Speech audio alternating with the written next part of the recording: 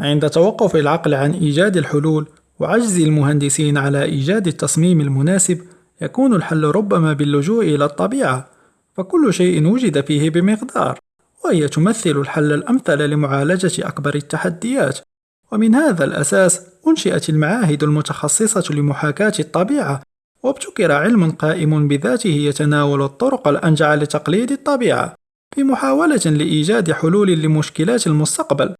وتقليد الطبيعة هو نهج للابتكار الذي يسعى إلى حلول مستدامة للتحديات البشرية من خلال محاكاة أنماط واستراتيجياتها والتي اختبرت مع الوقت. وباختصار، فإن المحاكاة البيولوجية هي عملية اتخاذ الابتكارات الموجودة في الطبيعة وتطبيقها على التكنولوجيا وتقديمها لخدمة البشرية. وكما ذكر معهد المحاكاة الحيوية، فإن الفكرة الأساسية هي أنه في الطبيعة قد حل بالفعل العديد من المشاكل التي نواجهها، فالحيوانات والنباتات والميكروبات يؤدون دور المهندسين البارعين. وفي هذا الفيديو سوف نذكر لكم أكثر الابتكارات شيوعا تم تقليدها من الطبيعة في تصميمها عبر مهندسين، وأصبحت اليوم في متناول البشر. إذن أيها المشاهدين الكرام، أدعوكم للاشتراك ودعم القناة لكي أستمر في تقديم هكذا محتوى. طائر الرفراف. إن اليابان تنتج بعض القطارات الأكثر كفاءة وسرعة في العالم، مع سرعات تزيد على 300 كيلومتر في الساعة.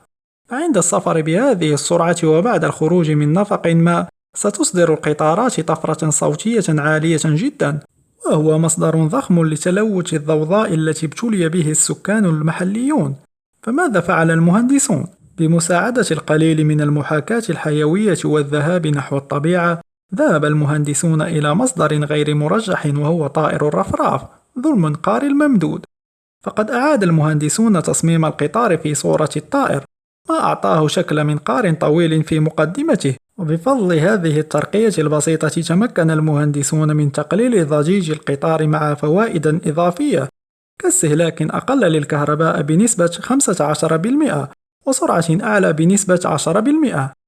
من زهرة عباد الشمس إلى طاقة الشمس. يعتبر العلماء في معهد ماساتشوستس للتكنولوجيا من بين العديد من العاملين في مجال التكنولوجيا للطاقة النظيفة، بما في ذلك إنشاء محطات لتوليد الطاقة الشمسية بطريقة أكثر كفاءة.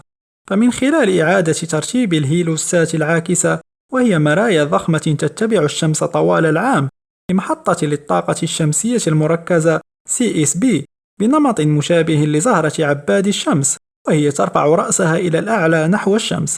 وجد الباحثون بأن هذا الترتيب شغل مساحة أقل ب20% من المساحة التي كان يشغلها الترتيب الأصلي، كما أن التصميم الأكثر إحكاما زاد من إنتاجية الطاقة النظيفة من خلال الاستفادة من زاوية الذهبية لزهرة عباد الشمس. العنكبوت. إن حرير العنكبوت أحد أقوى المواد البيولوجية في العالم، لكن هناك شيء أكثر خصوصية حول خيوطه. ففي كل عام يموت 100 مليون طائر بعد اصطدامه بنوافذ زجاجية وأبواب، والسبب عدم قدرة الطيور على تحديد سطح الزجاج الشفاف. وهذا الأمر دفع المهندسين لإيجاد البدائل من الطبيعة، فوجدوا الحل في خيوط العنكبوت العاكسة لأشعة فوق البنفسجية، وأنشأوا زجاجا آمنا للطيور، وكانت فكرة ناجحة. الروبيان الصغير الذي يمتلك ميزات تكتيكية كبيرة. تمتلك العديد من المخلوقات التي تعيش في أعماق البحار قدرات لا تصدق، حيث أنها تكيفت على مدى قرون لتتحمل الظروف القاسية من بيئاتها الطبيعية. فسرعوف الروبيان ذو الرأس الملون الذي لا يتعدى طوله 4 بوصات فقط، يمتلك ذيلا يشبه القبضة يمكن أن يقوم بضرب 50,000 ضربة عالية السرعة ضد كل أنواع فرائس، أي ما يعادل 50,000 ضربة رصاصة خلال حياته. وهذا الأمر قاد الباحثين للتساؤل فيما إذا كانت أسرار الروبيان يمكن أن تؤدي لتصنيع دروع للجسم وإطارات للسيارات أخف وزنا وأكثر تحملا. ورقة شجر وظيفية من صنع الإنسان. هذه ورقة الاصطناعية يمكن أن تفعل ما تفعله النبتة الحقيقية، حيث أنها تقوم بتحويل الماء والضوء إلى أكسجين صالح للاستعمال، والجدير بالذكر أن جوليا ميليشوري قام بتصنيع هذه الورقة من ألياف الحرير المشربة بالبلاستيدات الخضراء الطبيعية التي تضم الكلوروفيل الذي يمتص طاقة الشمس ويجعل عملية التمثيل الضوئي ممكنة. كما قام ميليشوري بتصنيع نسخة أكثر متانة من صنع الإنسان من مولدات الأكسجين الطبيعية، ويمكن استخدام هذا الجهاز لتنقية الهواء هنا على الأرض، ويحتمل أن يكون بمثابة مصدر للأكسجين في الفضاء.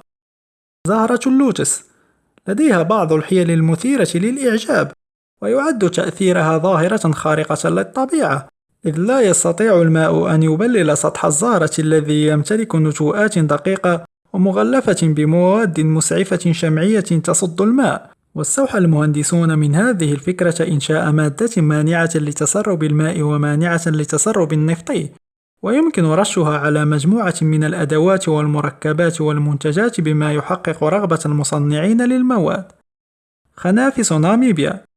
إن خنفساء الصحراء الناميبية الأفريقية معروفة لدى الجميع تقريبا، ولها طريقة مشي مميزة، وتمتلك طريقة عجيبة في جمع المياه، حيث تستطيع الخنفساء جمع الماء عبر تكثيف الضباب في المطبات الموجودة على قوقعتها، ثم توجه الماء إلى رأسها حتى تتمكن من الشرب.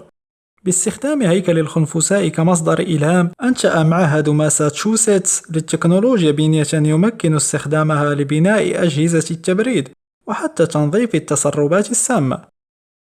جلد أسماك القرش. يتميز جلد أسماك القرش بخواص تجعله الأسرع في السباحة بين باقي الحيوانات البحرية، وهذا يعود إلى وجود بعض الزوائد الصغيرة أشبه بالأسنان الضئيلة في تكوين جلده، والتي تسمح بتكوين دوامات صغيرة تدفع جسم القرش إلى الأمام. كما أن جلد القروش لا تلتصق عليه أي حيوانات طفيلية.